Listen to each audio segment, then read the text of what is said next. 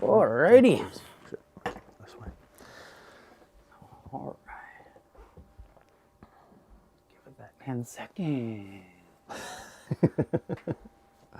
Oh, are we doing jazz hands? I know that one.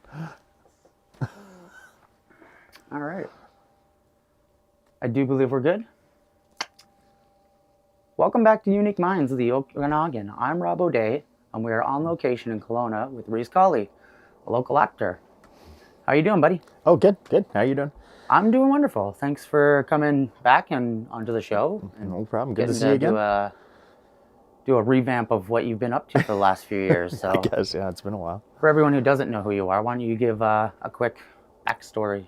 My name is Rhys Cawley. I am a full-time waiter, part-time actor, and yeah, I've just been trying to kind of work my way into the industry and get more work. It's been cool because at the same time that you got into the industry, you kind of gave me a push to try it, and I watched you from the beginning get to where you are now, and it's kind of cool to see the evolution of you go from background acting with me to being actual roles and doing speech roles and actual characters. So. Yeah, it's been a trip. Yeah, it was literally like a childhood dream come true. So yeah, I was pretty stoked. It was wild. There's been a bunch of fun days on set. Yeah, some crazy days too. How long have you been acting now? Well, I used to do theater all the time as a kid, but I haven't touched that in years. But for the last 4 years, I've been trying to kind of get into the film industry, basically. So the first year, basically all I did was background and just kind of wanted to see what life was like on the set. So I did a bunch of that and just kind of got used to the flow of how like a day works and everything.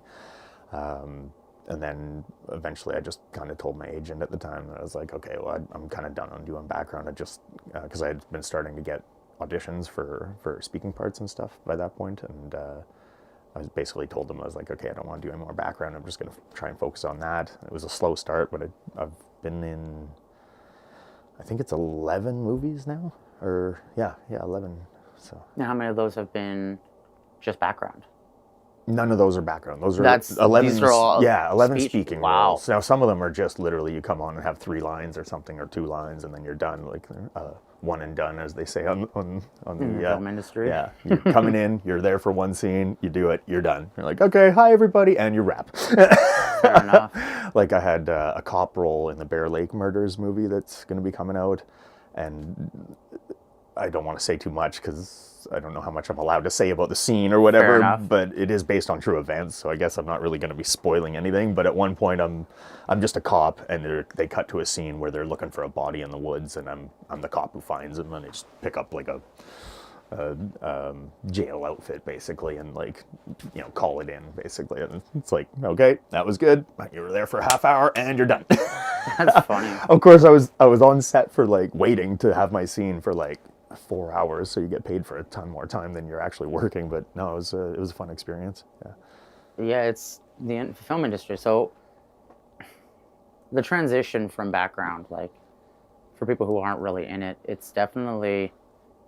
I've done one audition for a speech role, and it's a total different beast. It is, yeah. It is. How do you find yourself, like? Because I found the hardest thing was getting into. I mean, as an actor, it's I guess you're essentially what you're supposed to do, but getting into the character for the audition with nothing there I found really difficult. Yeah, so, you have to be able to kind of glean a lot from context, right? Like they only give you a breakdown, which is sometimes literally just a paragraph, or sometimes if you're lucky, it's 2 or 3, right? Just a rough outline of the entire plot of the show. And you know, without spoiling anything, because they don't want to have anything leaked. Like sometimes you'll get scripts that have like the top part is redacted because they don't want you to see it. They just want you to see your role, kind of thing, right? And it's like, okay, but I would have liked to see what that was, but but obviously for privacy reasons and stuff, they can't. But yeah, a lot of it is just trying to figure out. I mean, you look at what type of movie it is. Is it a movie of the week? Is it a drama? Is it a comedy? Is it a Hallmark movie? Because I mean, they have a definite vibe for Hallmark movies, right? And you just kind of get from context of what the movie, what kind of style movie it is, and then you look at your brief outline of what the plot is about, and then your brief outline, which is sometimes even smaller than that, about your character, actually often smaller than that. Sometimes it's like a sentence, like, you're this person's husband. Oh, okay, you look at that person, it's like, this person runs a shop. Okay. Yeah, how am I supposed to? Yeah, and that's where it's difficult. So a right? lot of it is just you bringing stuff to the table, just reading that page of dialogue you have and trying to glean, what bits of information you can from what, and a lot of it is just you filling it in with the character you decide to kind of create and bring to the table that day. So it's a lot of it's guesswork because you don't know what the casting directors are looking for. You don't know what kind of vibe they want for that character. So it's a lot of it is just stabbing in the dark and hoping you hit something. So yeah, and it's also difficult when they give you like. So my thing was I wanted to be like the villain character. So okay, yeah. So I our agent, right? And that's what I mean. I was like, I'd be better doing that than anything else. It's like make me the bad guy. But our agent at the time had given me an audition, and I feel like I went a little too much into the character. Okay, yeah. And like they were just like, no, not even a chance. And I just kind of like realized that I'm better at different things on film. It's a skill like anything else, right? Like like I said, I got into theater when I was young. I always wanted to do it. Like my first play was grade 6 or 7 or something like that, right? And I did theater all through high school, and I always saw that. I always wanted to be in film. Ever since I was old enough to like see what was on TV and understand that it was fake, I was like, that's a job I want to do, kind of thing, right? So I've always wanted to do TV and film and that kind of stuff more specifically than theater. So I always kind of saw theater as like a training ground to develop characters and your skills and sort of understand that. And there's a lot of crossover between the two genres, and there's a lot that doesn't cross over and like old habits that I've had to break, because like theater, you got to play to the back row, as they say, right? You're playing, you don't have a mic that's amplifying your voice. It's just you in a room full of people, and if they can't hear you, then they've lost half of the show, right? Because they can't follow the story. And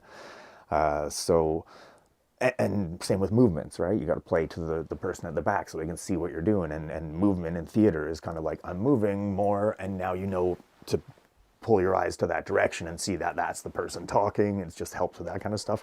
Whereas on film, less is more, right? You got a shot that's this close, and you're blown up on a huge 50-inch TV that someone's watching at home, right? With just your face, you got to tone it down a lot, and like little nuances are a lot more. And that was a hard thing to course correct. And the thing is, you don't get to course correct on the day when you're filming.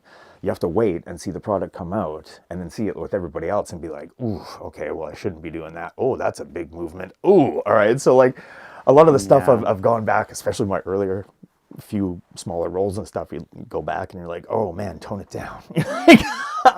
Fair enough. So there's been a lot of interesting learning along the way, but yeah. And I think that's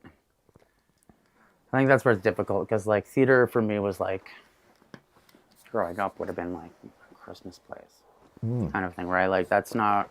I did really, a couple of those too, but they're it's different. Not, it's like doing it's a totally Hallmark different, movie, and like right? even the way you're talking about, like I've never thought of it in the sense where you're playing to the back row as like you have to be more eccentric on stage when you're bigger movements, louder movements, more or music, right? Like you've got to be engaging the crowd in the same concept. So I think that's where I've gone wrong, because of music has been kind of like the theater.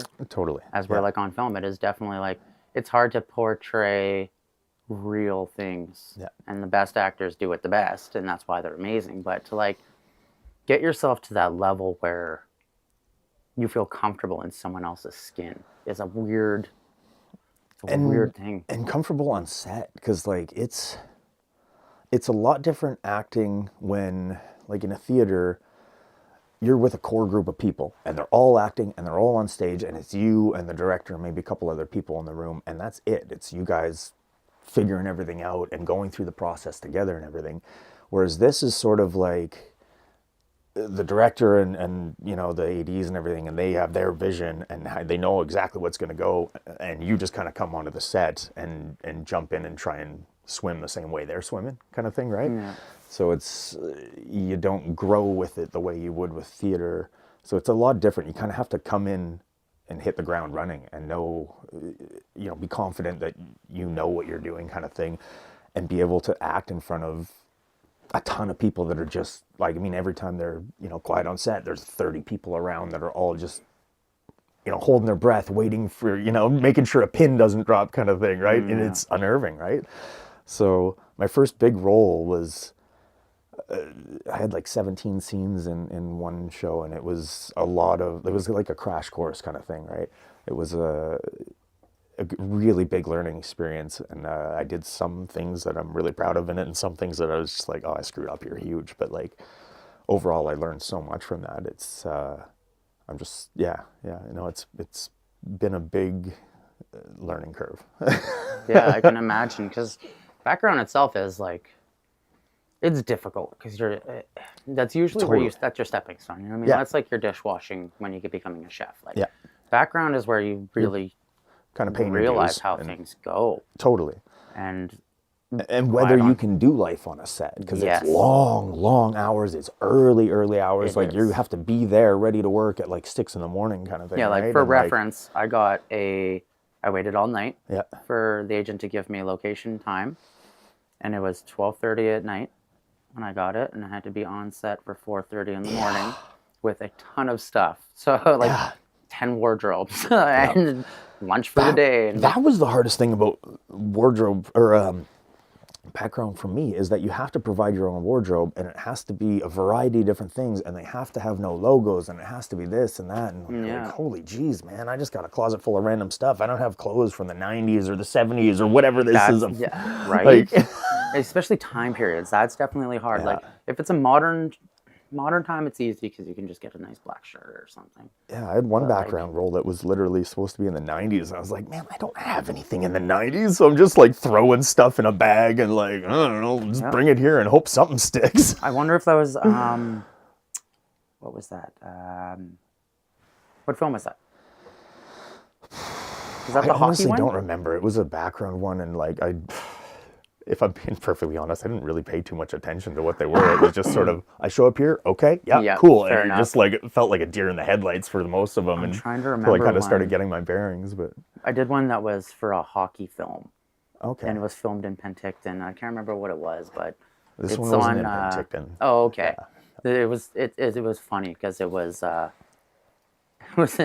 eye opener watching different directors, I think, mainly because when you're working with like Hallmark directors, things go a specific way. Yeah. And when you're working with like an actual big director who's done major films, they're not as peachy. If people are making mistakes. And I'm trying to remember what the film is. It'll come to me after the interview. It's definitely different, and every set is different, right? And I do find that hard to like. Different vibe on every set, and you have to know when to shut the hell up and when it's okay to talk, and it's hard to tell sometimes. So like, I totally get that. A lot of the time I go by the default of like, if I'm not sure, I just shut the hell up. Yeah. I'm like, don't do this is above my pay grade, but I'm gonna keep quiet here. Yeah.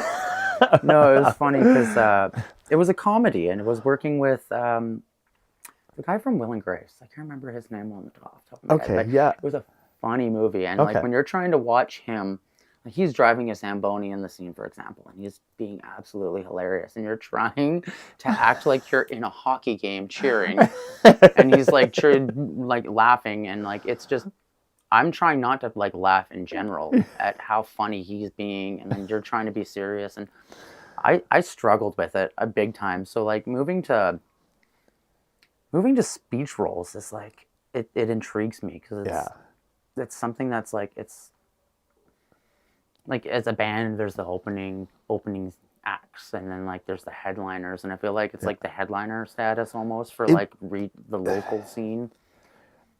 You definitely get treated differently as an actor as opposed to background. Not that there's any mistreatment or anything. Like, I don't mean like that. Everybody's always super amicable on set, and like it's always, like I've never had any crazy animosity with anything come up like that, but you get treated really well as an actor. Like they come and find out what you're going to want for lunch, and you have your own trailer, and like it's different. Yeah, it was a bit of a shell shock the first time. I was like, I just get to hang out here until okay, cool. Like I had one show where they wanted me there super early in the morning. I think I showed up at like 6. I think it was like the first call. But then they had switched the scenes during the night and decided they were going to switch the order because they wanted to film outside and get those done while the light was good or whatever it was. I think it was something like that. So they weren't going to need me till 1, 2 in the afternoon, but I'm already on set. So they literally paid me to hang out in my trailer. I ended up having a nap for like 3 hours and then got up and just went over my lines some more and like just sitting around like, okay, this is cool, no complaints. So there's definitely like the whole, one of the industry sayings seems to be hurry up and wait. Yeah. It's like you rush to get there, you rush to get to the location, you rush to get in wardrobe and get makeup, and then you just wait. Wait for the scene. And wait and wait and wait. Yeah. And but like a lot of people don't understand the structure of, I'm sure you do because we're in background, you see how long it takes to set up each shot, but people think there's just multiple cameras and it's all lit perfectly and you just film one scene in one take and then on to the next one. But it's every angle is a different camera setup and they go through the entire scene that way, and it takes a good 45 minutes, half hour if you're lucky. You're usually closer to an hour just to get the lighting right, and then you hop back on scene and do, run that in that angle, and then you do it at another angle, and then it's all spliced together. But it's agonizingly slow sometimes. Yeah. And you have to remember how you were kind of delivering that in that way so you can sort of mimic it if you're overlapping that, it's continuity is one of my favorite things on set is watching. I think it's the prop person. Yeah. Who's Making like, sure they're always so on it. Like you had this, you were right there. Your watch is not on that hand. It's supposed to be on this. That ring is on the wrong finger or whatever. Yeah, no, they're nuts. They're nuts. It's everybody has a reason to be there, and that person's reason is to make sure that nothing changes, right? Like your hair is supposed to look the same, your clothes are supposed to look the same, your collar has to be wrinkled the same way, and like it's insane how many photos they take along just to memorize that too. Yeah. And it was, I think you were touching on something earlier about like long days, and I don't think people realize like just background actors, they're there for 12 minimum. Yeah. Well, easy. I was going to say, and a day in filming is 12 hours. Yeah. You're there, you make overtime after 12 hours. Yes. They expect you to be there from 6 a.m. to 6 p.m. or whenever you start to there. And usually, a lot of the time it runs late, right? So you're looking at more like a 13 or a 14-hour day. And then you've got to think about, okay, well, how long did it take me to get up in the morning, eat, get to the set, shower and all that stuff, get to the set, and then after, how long is it going to take me to get home, decompress, go to sleep, eat and all that, go to sleep. It's exactly. So it's like it is your entire day while there's filming, like, and then some. Like if you're a lead role, it is like I've seen some inhuman hours and they're troopers, man. They just push through, and like people hear acting and they're like, oh, that's a cushy job. And in a lot of ways, it is 100% a cushy job. Yeah. But the hours are what kills you. And it's just agonizingly long hours where you're just waiting and waiting and waiting. And then, okay, got to be like, go. And, you know, that's and then, the hardest. Okay, wait. And then on, right? Yeah, it's that's draining in itself. But we've all done long hours. It's just a different right? Yeah. But I mean, I'm not trying to compare it to someone who's doing 12 hours on a rig or something. No, but even that, like, when I was doing construction, a 12-hour day construction goes by so quickly, and you have constant energy depending on what you're doing, right? That's true, because there's not a lot of downtime. With me, like, the downtime when I'm is serving, what kills you. Which is my primary income, I can't sit down, because as soon as I sit down, I get tired and I want to go home. Yeah. So, like, I usually don't take any kind of breaks. If I do eat something, I'm eat it in the pasture when I'm standing, you know, wash up, go do some stuff, come back, eat some more, wash up, go do some stuff. Like, it's because otherwise I just get exhausted. As soon as I want to sit down, once you're, you know, get a chance to sit down when you're serving, you're like, that's it, I'm done. Yeah. That's I think it's definitely like the hardest thing about being on set is the sitting around and then having to hop to and be high energy and like go at it. And I get sluggish once I sit down, and I've just got downtime for like a half hour, 45 minutes, because then you got to jump back up and got to get the blood flowing and jump back into it. So that was a lot to get used to as well. But Because you started, I guess you would have been started acting through the pandemic. How was? At the tail end of the pandemic, I basically started doing background work. Okay. So yeah, Because I was doing it at the tail end as well, so it was hopping into the industry while it had all the requirements, and they did really well. Like it was yeah. quite amazing to see how well was, they did. But the transition out of it and into There's a lot of stuff that's left over from the pandemic that the industry yeah. liked and has stuck with, like self-tapes in general, where you're not doing in-person auditions is basically the norm, except for like the lead roles. And even then, usually, as far as I know, you're usually doing a self-tape. You tape it yourself, you do your audition, send it in, and then if you get pinned, like you get to the finals of who they're deciding on for the role, then they'll usually do an in-person audition and do like a chemistry reading and that kind of stuff. But like most of the roles I'm up for, it's literally you just send in a self-tape and that's it. It's that you get the role based on that, which is kind of good and kind of bad because I mean you can't, I mean there's no charm and personality and coming into a room and talking with people and sort of getting a feel for, you know, that. It's just literally they're looking at a blank slate, boom, there's your scene, done. And in some ways that's good because you can go over your scene a bunch of times and take your best take, but they also know you're doing that too, right? Yeah. So in some ways it's worse for them because they don't necessarily know what they're getting with some actors, right? If you don't have a ton of experience, they're just kind of like, okay, well that was one good take, hopefully he can do that and some other scenes if we give him this role Every kind of time, thing, right? Yeah, exactly, and on cue.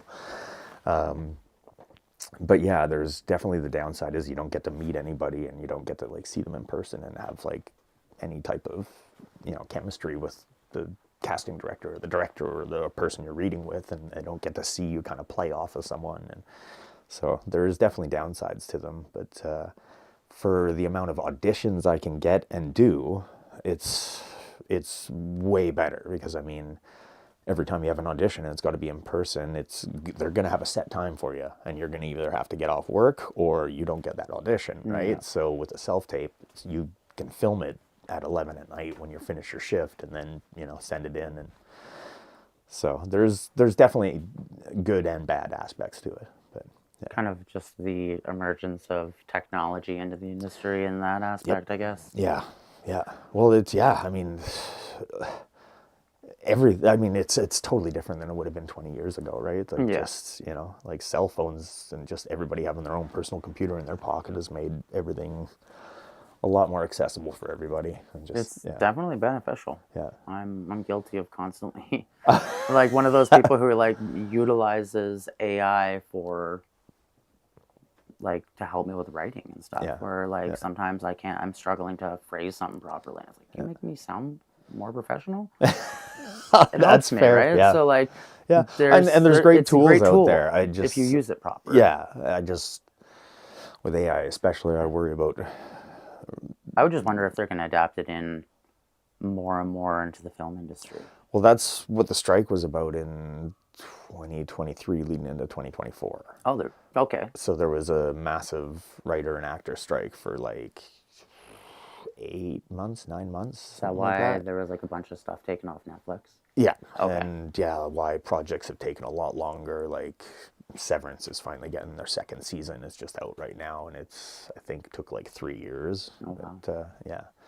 But so everything just hit the brakes. Like Wolverine and Deadpool got stopped in the middle of their filming and had to re-pick up after the strike and everything. And I imagine that's not easy. Yeah. So there's Does that happen with any films you were on? No, everything that I had been on one. I can't remember which one it was, but I was on one film after the strike started, but it was because it was already confirmed and announced and already through, so it was allowed to be filmed still. But that was like as soon as that was done, everything that wasn't already in the process of being filmed and slated and like having, you know, it just all kind of hit the brakes. So there was a big gap there. And then 2024 was really hard to start getting back into because there's just, well, for me it was. I'm hoping that other people had a better time. I was not having a lot of luck with the agency I was at with the time, and ended up leaving them at the start of 2024. Took a couple months off and found a new agency. I'm with them now, and I'm getting a ton more auditions than it was. So it's going a lot better. But yeah, it was slow going with the other one there. The one I was with, they tended to focus a lot more on just mass amount of people in their roster and just doing a lot of background works and making their money off just quantity. Whereas the one I'm with now is more focused on like Quality. speaking roles and actors and getting them roles and that kind of thing. I don't think they even do background. I don't think they take background actors. Okay. On that one, so yeah. I find it's like you were mentioning. Not sure if I'm allowed to mention the agency, so I'm just keeping that vague and not saying anything. It's probably easier not to. It's probably I don't better think it just matters, not to. but, Yeah, I mean, the agency game yeah. is like like for me, I look at it like the record label game, right? Like, because I'm just weird. I relate everything to music, whether it's art, yeah. Oh, they're video, film. There's a lot of mirrors in those industries. There's and a lot you've of been same. in both. Yeah. So like the hip hop, or like not hip hop, but like the record label aspect with agencies. Like, is it difficult to find agencies in general? Like, how many are they? Are they everywhere? Or I mean, so I can only really speak for myself. For me, it was relatively easy, but it was a lot of the right place at the right time. With the first agency I was with, there was literally just I had done one background in one other movie a couple years before that, which is probably why it popped up on my feed. But I saw a random post on Facebook about a new agency coming to Kelowna. They were looking for, it was just like an open casting call, bring your headshot and come in and talk to us kind of thing, right? Yeah. So I got on board with them right away and just started doing background work, and they're much more, that's the one that was all basically focused on just getting a lot of background actors, and they fill those slots for the industry, which is a needed thing as well. But, yeah. So I kind of got my feet wet with them, and then I'm not sure. They basically sold their company. The owner of that sold their company to someone else, and just out of the blue at the start of 2023, or 2024, sorry. And so I didn't get along quite as well with the management, new management. She was just kind of coming to Kelowna, never worked here before, never been here before, and was, I think, won't get into hypothesis about, but anyway, Fair enough. There was some issues there. We butted heads, ended up just going our own separate ways. So I took a couple weeks off, and then someone actually approached me, a casting director from Kelowna, and was like, "Hey, I heard you're not with your agency anymore. Are you looking for a new one?" I was like, yeah, I haven't been actively looking, but that was the plan kind of thing. She was pushing me towards the agency I'm with now, and she was like, this agency focuses more on union actors. And by that point, I was a union actor. I had been in enough roles that I was a full union member and paid my dues and all that stuff. Yeah. So she was like, yeah, basically most of the union actors that are in Kelowna are with this agency, and you're actually the last union actor that's with that old agency you were with. So yeah, she was like, I've been kind of wanting to mention this to you for a while, but I didn't want to step on any toes. But now that you're a free agent, I was like, oh, okay. So yeah, it worked out really good. Now I'm with Spotlight there. So I think I can mention her because she's really nice. That's awesome. We're on good terms. I think, yeah. With the 2024, how many roles did you do during this year or last year? Sorry. Only three roles last year. Okay. So two of them were literally back to back. One day I was on one set, and the next day I was on set on another one. So it was one was a Hallmark movie, and then the next day I was a cop. Okay. Yeah. I want to see that. I want to see how you portray a cop? Yeah, I'm very curious. I get a lot of those kind of roles. I get a lot of, or roles, I should say, auditions. Sorry, a lot of like agents, cops, businessmen. You would play a like, good FBI agent, I get a lot of those. right? I've been wanting to land a role like that for a while, so I was stoked to get a cop role, even though it was just a couple lines. But I was like, cool, I get to wear the uniform and everything, and like, Right. it was pretty wild. Yeah. Are they bigger sets or like bigger companies, or have you done any independent films? I've done one independent film, Wild Goat Surf. Okay. It's about a young girl named Goat, and she's a surfer, and it's kind of a coming of age story. And you do a speech role? No, and this one it's just this was actually, I think that was my second speaking role I ever had. Okay. And it was literally, there wasn't even dialogue written for me. I'm just supposed to yell at her and chase her. So basically the gist is she's breaking into this house because someone took her skateboard. I can't remember how she got her skateboard taken, but it's at this house in the garage. And she's breaking into the garage, and then I come out of the house, see her, and yell at her, slap the garage door, and like try and trap her in there and chase her, but she gets under the garage door and gets out in time, kind of thing, right? So it's a relatively quiet set. We're out in this nice orchard. It's this mansion, like really nice place and everything. And it's like everyone's quiet. You know, you can hear a pin drop at certain times on You're set, just right? supposed to yell as loud as possible. And then all of a sudden, because a lot of the crew don't know what's coming, right? They're not reading the scripts and following it. I mean, it's just no, they're focused on the camera and exactly holding the mic right. up. So like a lot of the stuff they watch is just like, oh, that wow, okay. So yeah, I all of a sudden just yelled, "Get the F out of here, you little." You know, some expletives, because I asked the director, I was like, am I allowed to swear? And she's like, yeah, go nuts. I was like, okay. That's one thing I was wondering is like, if you would like diving into acting more and becoming more and more speech, like independent role films, I think would be such a fun thing to do. It was a fun day on set, yeah. The only complaint on that one was the caterer was...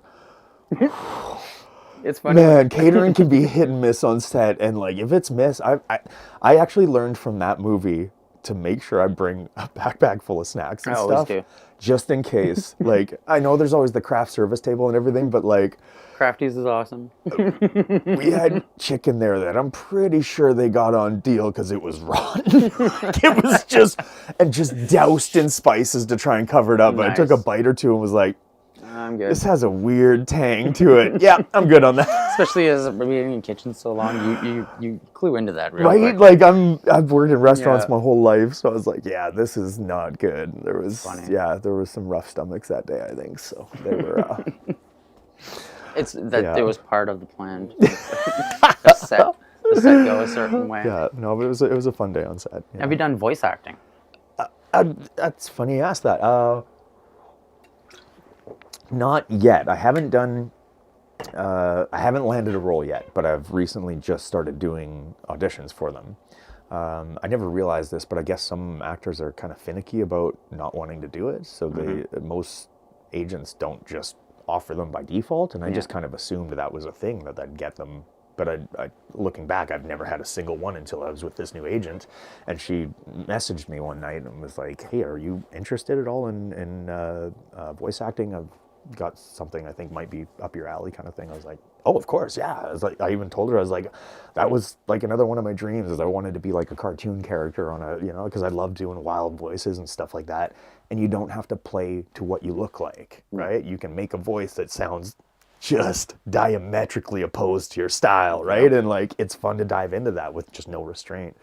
So she's been sending me a lot of voice auditions over the last few months. So I'm really hoping to land something soon. I had a lot of interest from some casting directors on a show that's going to be coming up called Breaking Bear. It's like a cross between, it's like a cartoon Breaking Bad, but with animals kind of thing. That's awesome. Yeah. There was some wild dialogue in that show. Like I legit want to see it. It's going to be a crazy one. But I had, I think 3 different roles on that I auditioned for, but unfortunately I didn't get any of them. But I'm hopeful I'm going to get something soon, because I want to see how that aspect of that industry works, right? Like, I've done some voiceover, which is like, it's not called voiceover, sorry, I'm using the wrong word, but can't remember what it is. It's basically additional dialogue for that they didn't pick up the day on set, like if your mic was muffled or something, and you're doing a live action role, so you'll come in and you'll watch you say the words, and say it again. You have to try and mimic exactly how you're saying it that day, kind of thing, right? So I've had to do that a couple times just because Mike didn't pick up my voice or whatever was the reason. But yeah, that's one thing I've always wanted to do. I feel like when I was doing the background acting, it was something that it was nice, it was fun to do, but voice acting is more what I'd be comfortable with. I feel like it's more freeing. Like you're just, there's not as many eyes, of course, I would assume anyway on a set like that. You just come into a recording booth and there'll probably be a few people kind of thing, right? And watching a film and doing it. And you don't have to worry at all about what you're doing physically. You just have to the only physicality you need is whatever you need to do to get that voice to sound like that, right? So it's a whole different vibe there. Like, yeah, no, I'm quite interested in doing something like that. So hopefully I land a voice actor role soon. You'd be perfect voice acting for video games. I have had this I have this comment loaded up because I get it said to me so often at work that I've had to come up with a response. But people constantly tell me, you have a voice for radio. And I literally, it's such a knee-jerk reaction that I'm like, what, I'm too ugly for TV? And but because I've heard it so many times and now I have that one loaded in the chamber. So anytime someone says that, that's like, I don't even think about it. It's just like a knee-jerk response. I'm like, what, I'm too ugly for the camera, mother? No, it's true. And I think I've never, I've edited your vocals and songs and stuff, and I've never actually thought about that. But yeah, radio for sure. I have that radio announcer timbre. Ring, and the Ring announcer. I think you could. Oh man, I would love to do something like that. I think you could introducing it. Yeah, that would be so wild, man. Like a Bruce Buffer kind of style, right? So, besides acting, I know you're a big game guy, but would you ever get in? Do you think you would ever get into besides voice acting for it, testing for games and stuff? Because I know it's a huge hobby that you have besides acting. I thought about video game testing when I was younger and then realized how tedious it is and how it would probably kill my love for it. Right. I don't think I have the personality for it because a lot of, as far as I know, I don't know that industry at all. So this is all just stuff I've gleaned from hearing random bits and pieces. But as far as I know with that kind of stuff, it's, sorry, I totally lost my train of thought. Or even to bring it back is animation. And then maybe, because I know that in our previous interview, we brought up the fact that you had a comic book series and bringing back maybe a new one or creating a new concept, animating it on the computer because it's a lot easier now with all the technology. And then doing your own voice acting and creating your own short series kind of a thing, right? Because I would love to watch some of the stuff that you come up with because your comic book series, the backstory alone is if you could get that in the hands of the right person and get it as a TV series, and I like some of the visual iconography that goes along with it, like the pearlescent sort of teardrop mask that he wears and the long gray lab coat kind of thing and even now that it's got an interesting visual style that would. I mean, when I wrote it, I wrote it as a comic because that's what I had access to, right? But in my mind, I was like, this could be a movie or a series or something, right? But now with the contacts that you have, do you think you'd ever maybe find somebody who you could pitch that idea to? I mean, because your dream was to be an actor. Give me another decade. Right. You know what? Maybe. You never know, right? Who knows? I find Hollywood's losing its from writing new movies, and they need some new creative minds in there. And I think be a good one. I try not to look too far ahead of the road because I just lose sight of where I'm at. Yeah. So I understand that. That's so far to me. It's so far in the future of what ifs, and if this happens and goes a certain way, then if everything lines up, then hell yeah, for sure. I would love to pitch that to someone and putting it out. Absolutely. Put it out to the universe, man. And let it come, because I definitely think I mean, I've got a lot of artwork to show that could, you know, just to kind of With reference it. the look and the feel of it. And I've got this plot laid out and the characters and their backgrounds, and like We'll have to dive into, like, I would love to do, if I had someone to pitch to, I would be doing it. But right? yeah, Like, yeah. I would love to dive into it and even have it so that you can just sit on camera and like, blah, splurge it out, Oh, and then man. just be like, now you've got your pitch that you can send to somebody, right? If you want to 'Cause do an interview about my comic someday, I would love to, absolutely. because like it is yeah. definitely, it's the creativity that came behind it, and that kind of like passion from films and the love of comics and I appreciate that. superheroes, and then getting into acting is like, I just kind It of was see like it I like, just took the things that I love the most and was like, bleh. and that's kind of what like it's funny to see, because that's why I wanted to do another interview with you years after we did our initial one, is because it started with your acting in plays and your love for film, and then you had a dream that you just decided one day to go with. Like, I'm gonna get into acting. I don't care I just age. saw I a don't care about slightly open anything. door, and I was like, okay, yeah, I can get in there. You booted it. No, you booted that open. There was no like pushing it in softly. Like, you kicked it in. Yeah, and no, it was. I think that it realistically, at the end of the day, It was the like- right place, the right time, but it was definitely me that drove it forward. yeah. But I just see it progressing, because like Oh, that's awesome. I having appreciate 11 It's- speech roles in the time that you've been acting, I think is quite phenomenal. I might be like Dude, offered, honestly, but I like, think it's a great it. amount. It blows my mind that you can like go on you know, Amazon Prime and watch movies that I've been in. Like that's Exactly. That's wild to me. Right? Like, And like even wilder was the first day when I realized I had an IMDb page. Because for years I've been following IMDb like in the late 90s when it first arrived. I was like, what is that actor in that movie? Oh, IMDb. Yep. Ah, it's that person. Oh, he was in this too? Oh, crazy. Right? it's one of my favorite things So, to do. like, It's such a weird hobby. in the back of my mind, I was always like, that's a dream. Like if I know, like if I'm on the right path, I have my own IMDb page. And I can't remember who I was hanging out with, but we were literally walking down the street and I was like, one day I'm going to open this app and type in my name. And I typed in my name and hit search and was like, and I'm going to have a...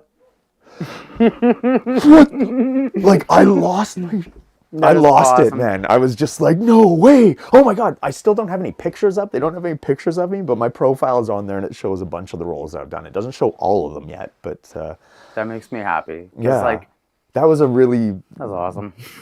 like, I felt like patting myself on No, the back at that 100%. point. I was like, holy crap. Oh, No, sorry, I you're don't good, know. you're good. I'm trying not to swear, but You're doing a great job. all right, perfect. It's definitely like, it's cool to see, because like, I think my favorite thing is watching my friends succeed at the things they love. Man. You know, because it's not like, I know a lot of people who can be like, oh, I wish that was me. But like, for me, it's like, you're achieving what you want. It's doable. Do you know how happy that made me to walk into your house and see this nice, beautiful living room with your little kids running around, and we come in Such a here change, like I was right? just like, It's a change. dude, Yeah, it's a you change. are, And that's what I mean. Like, I think it's nice to see, like, you're on a good path. I feel like, I'm man. trying. You got I'm you trying. got things going well. I'm trying. No, it was it's life It was- it was good to it's crazy see. how it comes, right? Like, man. you don't realize how quickly it goes by. Like, it's been 4 years since, I think it's about 2 years since I was doing this. No? I want to say it's about 4 years since I was gonna back say, doing yeah, this. Like, yeah. it was No, it's gotta just be, before 'cause- Ashland when I started. Yeah, because because the first interview was like, I think it was 2022. I think it was 2021 the summer, wasn't it? It might have been.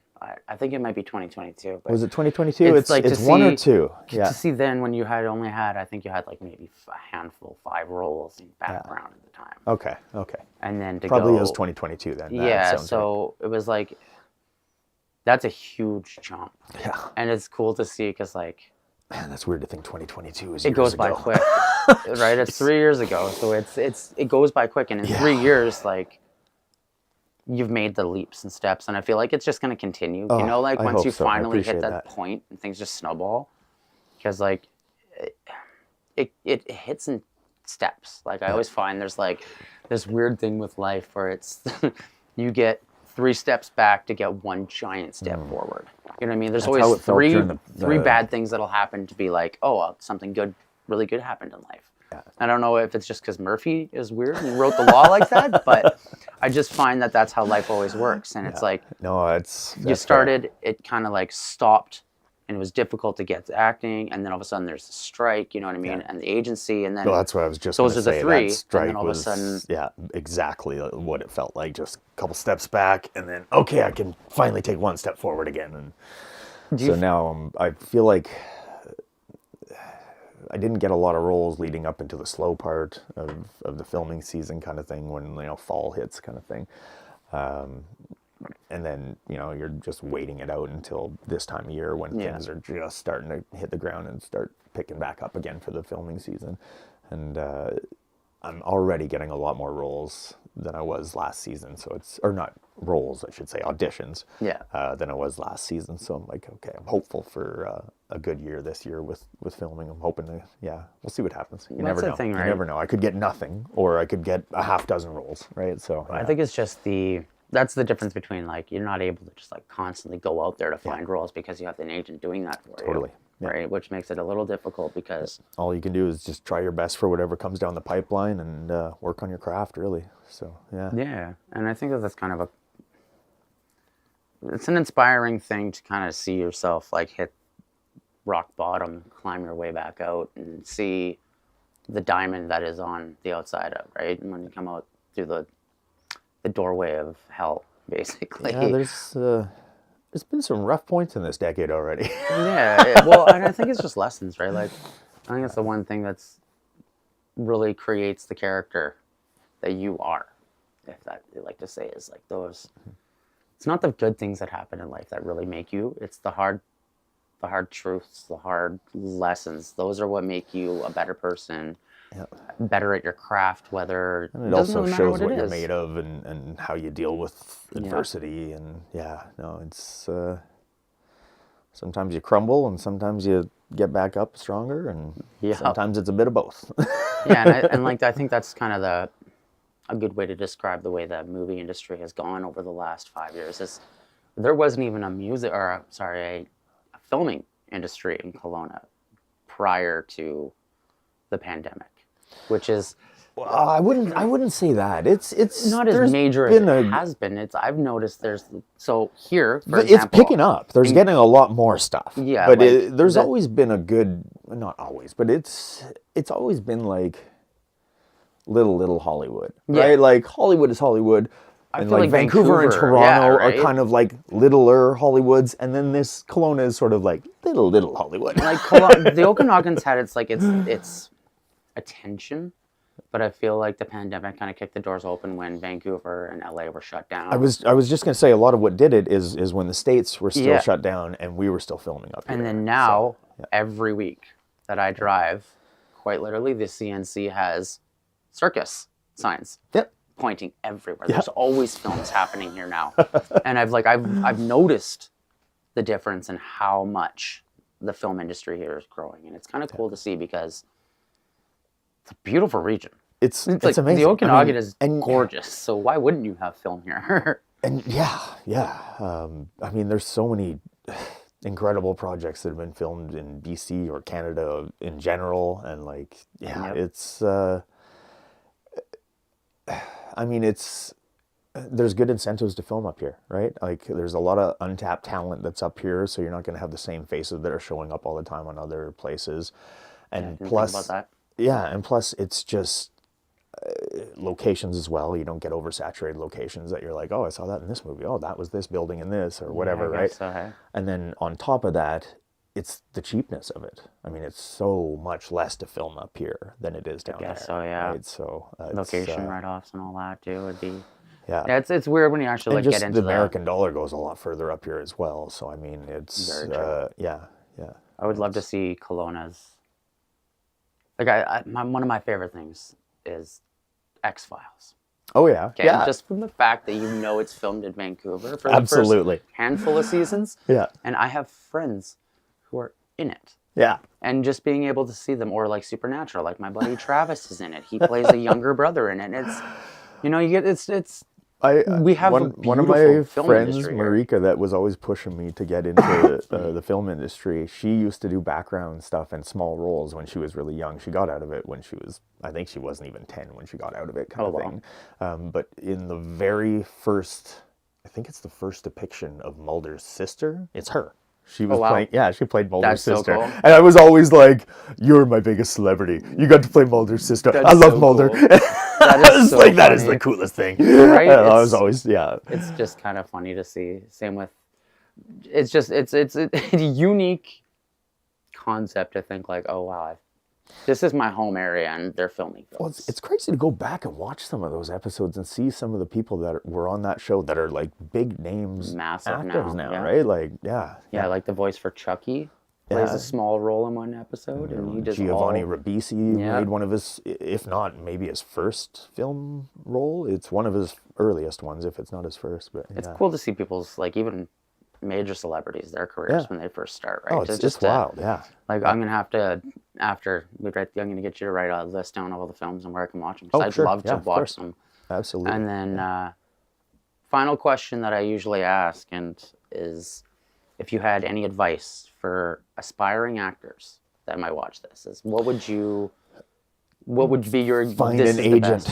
Find out, just do a bit of Googling and find out who the agents are in your area and go with the biggest one. Just make yourself a headshot. Google ways to make a headshot, or go get someone that knows anything about photography to do a couple pictures for you. Choose a good one. Make a quick resume that just shows if you have any background in theater or whatever. Attach it to that and just go shopping for an agent. You're not going to get work without one, and if you are, it's going to be a real struggle. I have met a couple actors that didn't have agents that were trying to do it on their own, and like it sounded like a bloody nightmare, if I'm honest. I mean, these people only make money if you make money. They're there to get you work. That's what they do. That's their entire job, and it's. I mean, my one agency got my foot in the door, helped me get started and get me walking, and this next one is helping me move a little further, kind of thing. And it's yeah, no, definitely sounds weird, but get someone else to help you out. Get an agent, or like I keep telling Tyler, you try and get in with the record label kind of thing. Same, it's the same sort of thing, right? They're there to get you jobs and find you, like. Definitely, independence with music is one thing, but independence with acting is like it. I don't think it's at that stage. It's no. If you know what you're doing and you're technically savvy, you can be your own music producer, 100%. And same with like finding gigs and stuff. If you're good at that, like absolutely. But not everyone has those skills. And I'd mentioned Tyler, I love the guy to death, but like he's 100% music focused, and that's his horse blinders are on that, which is great. That's his craft kind of thing. But I don't think the other aspects are his strong suits. So getting someone else that can help him find shows or produce his, or get his tracks produced through them. Yeah, getting it I think out would there. be just to help get his name out there and get to more shows and a bigger audience and stuff. I think would be hugely beneficial. That being said, I don't know anything about the music industry that way, not nearly like you do or he does. So maybe that's the wrong direction. But, I just think it's more like independence with music is you're able to record at home, you're able to do it, but I definitely think the hardest part with music would be the same concept as having an agent. Everyone can book themselves shows, everyone can write the music if they choose. Yeah. You can But mix and master hard it. to find enough time in the day to do all of that. Exactly. Yeah. And distribution Yeah. is a whole other demon that nobody really understands other Oh, than man. the higher ups, Yeah. right? So to have it is good. And I think there's a lot of art industries where it's like do it yourself is like that independent push is very key. Yeah.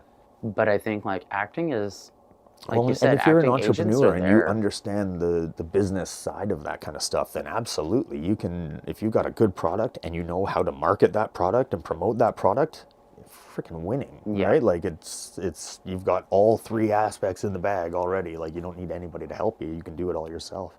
And that's where you get major music moguls and With acting is definitely a lot more Acting's- like it's a closed Yeah, network. It's not it's it's who you know. Yeah. It's not how good you are at selling yourself really, because the agents, yeah. they talk to each other. They all know each other. You know. Well, and that's just it. Like even Tom Cruise and the biggest names in the industry, they have agents. That's just they're not the ones making phone calls and finding out about projects and is this project going to be good for they're shopping you to other people and finding out. How do you even go about doing that yourself, right? Like, how can you find out what the next film is going to be? And that's just it. And Like that's where it's hard. you need those connections, and like unless you already have them, you're fighting an uphill battle. Yeah. It's not to say it's not possible, but it's streamlining the process helps you a lot in this world. And if you can get other people to take away some of that process and help you focus on what you need to focus on, I mean, I can't see that as too bad a thing. But and I think that's how to phrase this properly. I think relying on specific people that believe in you enough isn't gonna take away from you and what you're creating. 100%. It's when you invest and have people around you that aren't invested in you, kind of a thing, that makes it a lot more difficult to even push further. Yeah. Because I think the number one thing is support. Yeah, Like- and that's what I say. And that's why I recommend with actors, the first thing to do, find an agent, impress that agent, try and show them that you're driven, you want to do this. This is your goal, and you're going to make it happen, kind of thing. Come in with the idea that you're going to get me work, and I'm going to work for you, kind of thing, right? Like, yeah, it becomes a partnership, right? And that's I think that. So before you can impress a casting director, you got to make sure you have an agent that's wanting to do the work for you, kind of Yeah, thing. because So, casting directors they're the next step, right? Like Absolutely. you're not going to get anywhere with just an agent. You got to be No. able to impress them. yeah, 100%. And that's like impressing it's not even the director, I guess. The director and the producers are the ones who'd be like the head of the record label. If you were to look at the music industry, and casting director is like the director is the one they're a director. organizing everything. Yeah. They're the head of the project, but the money funding the project are the producers. And Yeah. I think that's the thing a lot of people don't realize too. Yeah. It's like what the titles mean, Yeah, right? And that's totally. They it's see one that producer threw and me like off. producer. What do they produce? They're like they produce the money to make all this happen. Best way to say it, because yes, it's not. They're not producing music. They're not actually It's editing. not coming they're out of the director. The director they're the didn't ones pony up, producing or the music. most times the director isn't ponying up that money. There are exceptions where people have helped bank their movies as well. Yeah. But oftentimes that's not a thing that mixes well. It's weird to think how like expensive and how much money comes from the entertainment industry alone. Just film, not even music or arts. Well, and you or, see why these budgets are this big and they're able to do this and make these special effects and stuff like this. And you're like, well, yeah, they got a big budget because they can pull in a lot of money if they do it well. Yeah, film is. But on the one thing. upside, or on the reverse side of that, it's a lot of money to pony up if you have a flop. I mean, look at how many flops there was this year. I mean, that Borderlands movie was just... Yeah. I think they didn't even pull in 10% of what they spent on just the movie, not alone talking about advertising, because that's a massive chunk That's of a whole movie other too. aspect, yeah. Yeah, sometimes advertising for a movie can equal what movie's the movie production, costs to make, which is mind-blowing to me. But again, it's another industry. Just the numbers. You got to behind get your product out to people and get them to want it. And how do you do that? Advertising. If people don't know about your product, they don't want it. So Yeah, and right. The entertainment industry, just it's everything about it is such a weird. So much is connected, right? Yeah, it is. And when you start to look at it from the music, the arts, every aspect is very connected into. It all becomes entertainment, and it's all. And that's what I mean by just a big machine. For me, especially, I just want to focus on the one thing: acting. If I can get anybody else to just take away some of that excess crap in the world that's happening and focus on what I need to focus on, it's just so much better. But, yeah, no, for sure. Well, we're just hitting that hour now. all right. So I want to thank you for doing this again, buddy. No It's problem, been great man. talking It's good to to see you as well. Cheers. And we'll be back and see you guys next time. Take care.